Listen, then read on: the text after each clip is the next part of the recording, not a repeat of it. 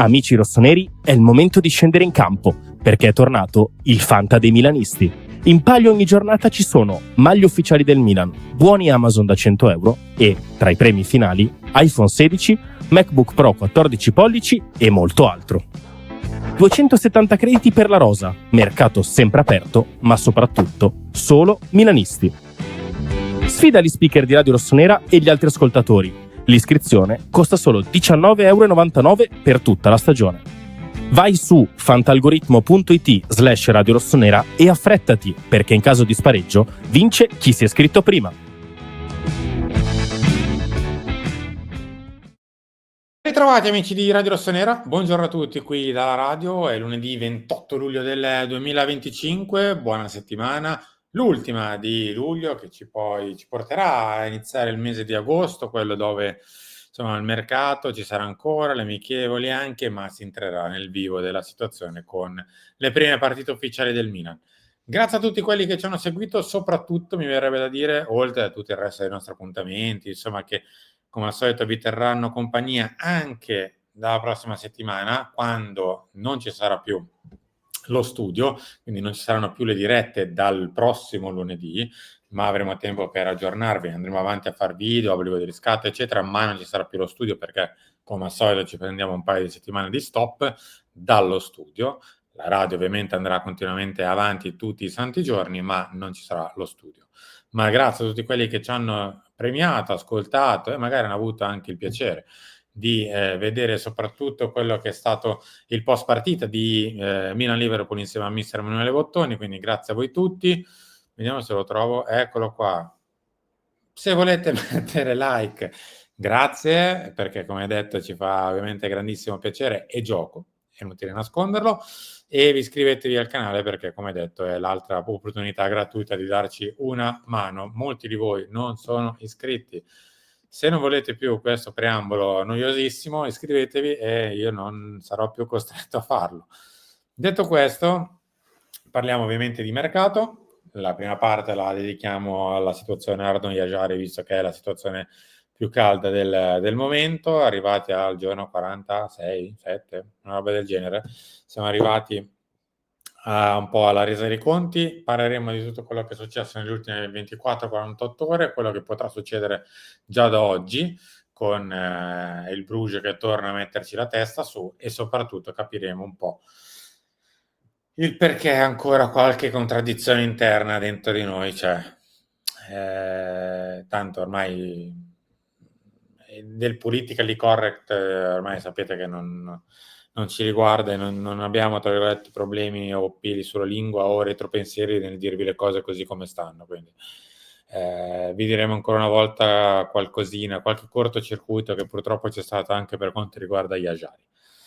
Parliamo di campo, ovviamente, parleremo di Max, di Allegri, di come abbiamo visto il Milan nella partita con Liverpool e in generale come stiamo vedendo il gruppo squadra in questo inizio di stagione e poi il piano per l'appunto e chiuderemo con quello che sarà, soprattutto nella parte centrale di agosto, il colpo principale che dovrà fare il Milan per sistemare la rosa.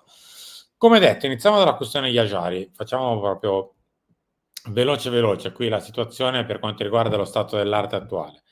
L'offerta del Milan è di 33 milioni e mezzo più 2 di bonus. Come avrete già magari sentito da qualcun altro, insomma, su questo non ci sono smentite da fare, nel senso non ci sono cifre sbagliate e quant'altro, o meglio, qualcuno ha messo in giro una cifra sbagliata, ovvero quella dei 35 milioni, ma non voglio dire che hanno sbagliato con dolo, nel senso ognuno di noi ha le proprie fonti, eccetera. A volte, volendo far bene anche il proprio mestiere, si sbaglia, ci mancherebbe.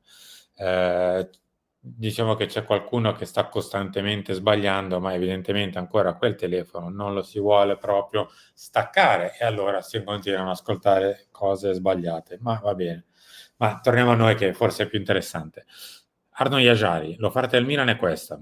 L'offerta del Milan che si è migliorata di 1 milione di parte fissa rispetto ai 32,5 che ormai è un'offerta vecchia di 3 settimane e che al Bruges non stava bene. Bruges che ha tentato anche di piazzare il giocatore, un giocatore che non si vuol far piazzare. A onore del vero, ma qui è un pensiero molto personale. È ovvio che Yajari ha dato una grandissima preferenza al Milan ed è il motivo per il quale siamo ancora in ballo. Altrimenti con un giocatore che magari era aperto a più soluzioni, che so, sarebbe andato in una squadra in media classifica di Premier, arrivederci e baci. Ma ovviamente mi piace pensare che Ardon Yajari sia molto collegato al Milan, molto dentro alla volontà di venire al Milan. È ovvio che mi resta un piccolo dubbio sullo sfondo del tipo, se mai avesse citofonato, che so, a Real Madrid, cosa avrebbe fatto Yajari? È ovvio che... Ma questa è un'altra questione. Restiamo sull'attualità della questione Yajari. Allora, ieri il Bruges ha giocato contro il Genk e quindi non aveva, mi verrebbe da dire anche giustamente, tempo, modo e maniera per analizzare la situazione. Lo farà da oggi.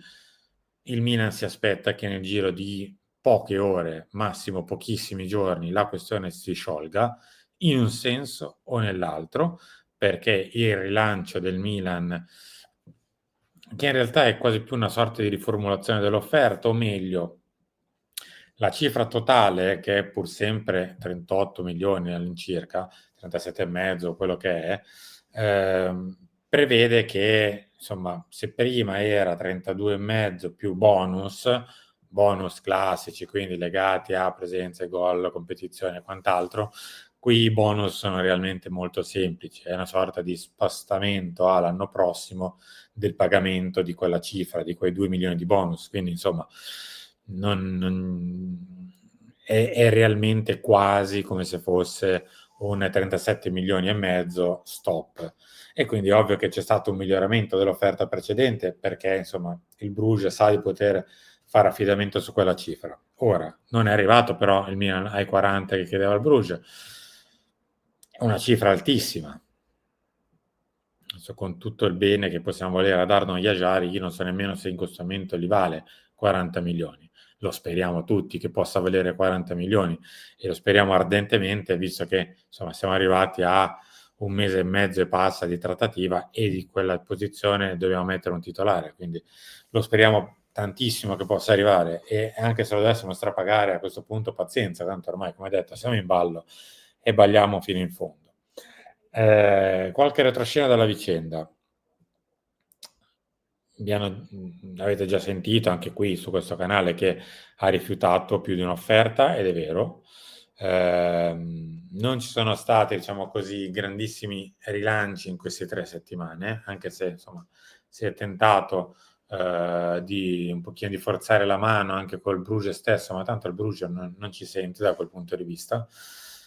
Si è tentato di utilizzare forse una parola brutta, però di far leva un po' sulla volontà del ragazzo. Il ragazzo ha fatto sì che insomma si arrivasse ancora adesso con la trattativa aperta, perché dopo aver rifiutato ha fatto sì anche che con allenamenti da parte, con la Supercoppa saltata, con la prima di campionato saltata, insomma io non vorrei nemmeno onestamente fargli fare questo percorso da giocatore che si mette di traverso, è anche brutto onestamente. Penso sempre se qualcuno dall'altra parte lo dovesse fare a me una situazione del genere, metti caso che un giocatore della nostra rosa importante, Pulisic, mettiamo caso, o Leao, o un altro, buttatecelo voi il nome, inizia a fare così, capite bene che non è bellissimo.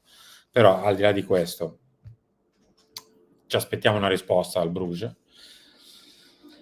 Non c'è stato un rilancio sostanzioso e sostanziale, anche mi verrebbe da dire, in queste 3 settimane, perché ancora qualche contraddizione al nostro interno c'è stata in questo periodo, ovvero non tutto il Milan era convinto di riformulare l'offerta, non tutto il Milan era convinto di alzare l'offerta.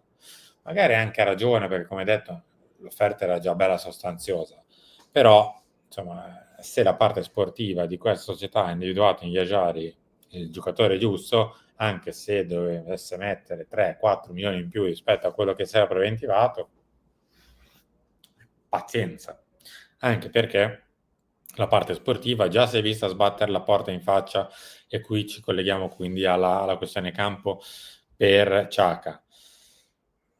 Già ha dovuto superare qualche ostacolo per Yajari perché altrimenti in un'altra situazione non sarebbero passate 3 settimane dall'ultima offerta, si è dovuto lavorare tanto per far sì che quantomeno venisse data luce verde per riformulare l'offerta. Tare ce l'ha fatta e su questo mi continuo a ribadire che, insomma, se c'è una persona in questo momento che sta cercando di bypassare tutti i nostri problemi e ben lavorare è Tare, e quindi, come detto, lo misureremo poi come tutti, perché è giusto da farlo senza retropensieri sul lungo periodo, se avrà fatto bene o male. Però dobbiamo riportare il fatto che nel primo mese e mezzo circa di Milan ha lavorato tantissimo, a volte anche bene, a volte anche dovendo superare degli ostacoli che conosciamo, ostacoli che non sono puramente burocratici, ma di persone che conosciamo. E gli auguro ancora una volta di poter fare bene, perché insomma ha dimostrato di meritare quantomeno della fiducia iniziale e quindi è giusto dargliela. Così come ha dimostrato di avere della fiducia Max Allegri, che ha ricominciato, diciamo così, a lavorare sul Milan dalle basi, mi verrebbe quasi a dire, cioè da una fase difensiva molto applicata, molto rigorosa, forse addirittura pure troppo, ma visto che arrivavamo da un eccesso, ovvero la fase difensiva quasi abbandonata a se stessa e pensiamo a fare un gol più dell'avversario, una roba che non si può sentire in questo sport perché non ha praticamente mai vinto nessuno così, se non chi aveva forse i 4 migliori attaccanti sul pianeta tutti insieme in quel momento, e a volte neanche così è riuscito a vincere. Siamo tornati a, diciamo così, a rispolverare quelle che sono le regole basi di questo sport, ovvero una rigorosa difesa, una rigorosa applicazione, un rigoroso spirito di squadra, che squadra è un termine singolare perché è un gruppo di giocatori e non un insieme di tanti plurale giocatori, come è stato nel recente passato, perché si era deciso che il fare squadra non era primario, si era deciso che avere un allenatore top non era primario e siamo andati incontro allo sfacelo degli ultimi 2 anni, per cui nessuno peraltro ha pagato. Ma vabbè, insomma, tanto ormai su questa è una battaglia persa, tanto purtroppo va così.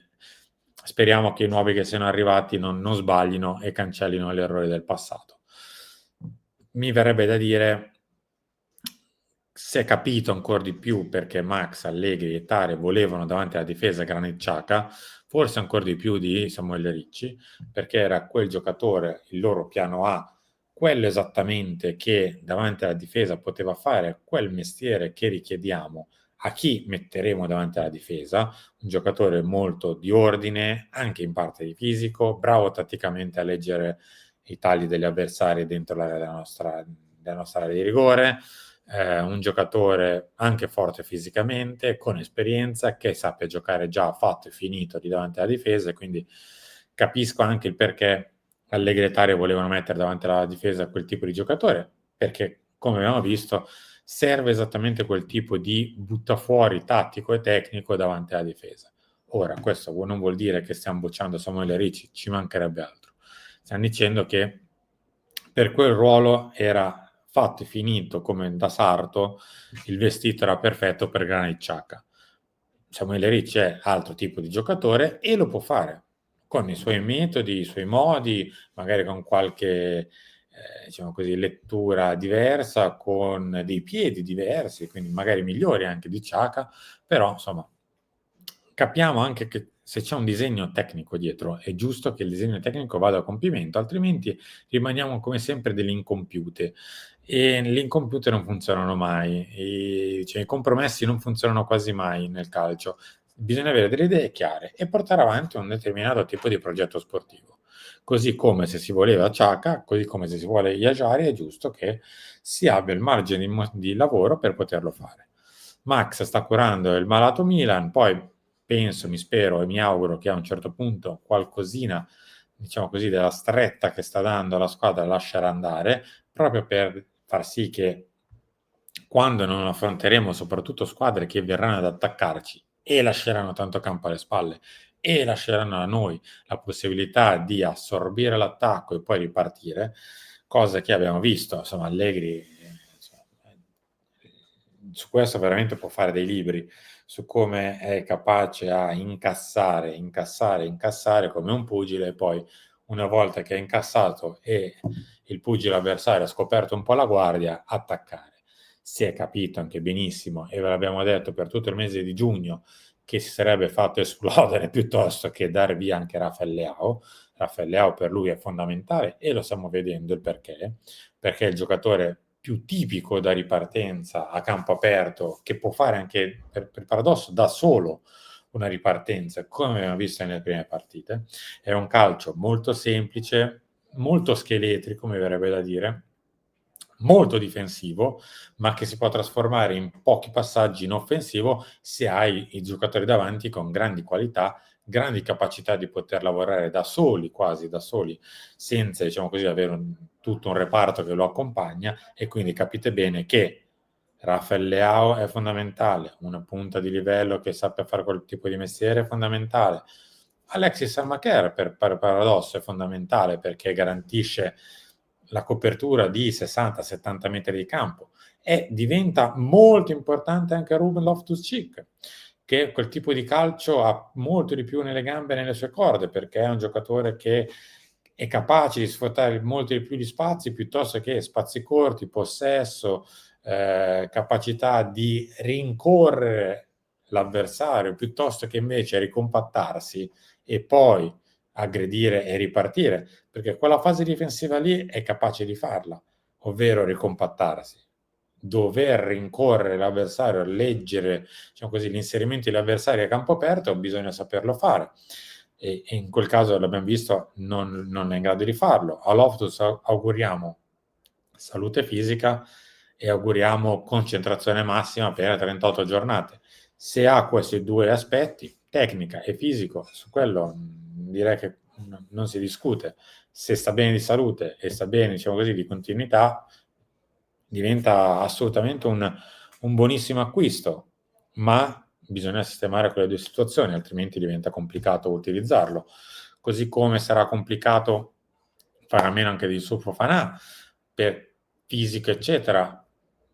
Sarà un centrocampo molto, diciamo così, molto atletico quello di Massimiliano Allegri, giustamente, insomma, mi verrebbe anche da dire, se il tuo calcio è quello, e l'avevamo detto anche tanto in passato, poi adesso mi tengo l'ultimo minuto per il piano punta. L'avevamo detto tante volte in passato, guardate che questa squadra ha molto più nelle corde il ricompattarsi e ripartire, perché se ha la stessa squadra che aveva Teo, aveva Reinders, ha ancora Rafael Leao, ci aggiungevi Loftus-Cheek, ci aggiungevi magari un'altra mezzala oltre a Reinders, quindi giocando a 3, cosa che non siamo mai riusciti a fare in 2 anni, metterci con 3 caspita di centrocampisti veri e propri in mezzo al campo, non perché non si possa giocare diversamente, ma perché le caratteristiche della rosa ti portavano a vedere quel tipo di calcio, cioè tutti giocatori bravissimi a ribaltare il campo,